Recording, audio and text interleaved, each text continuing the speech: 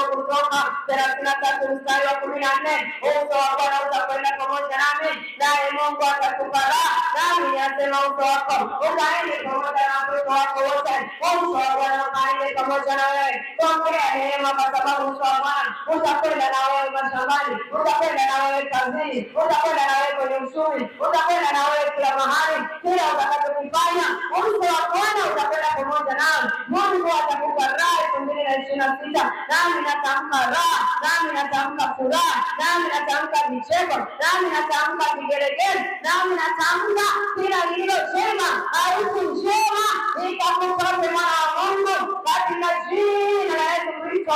Jumapili ikawe na ushindi kwenye maisha yako.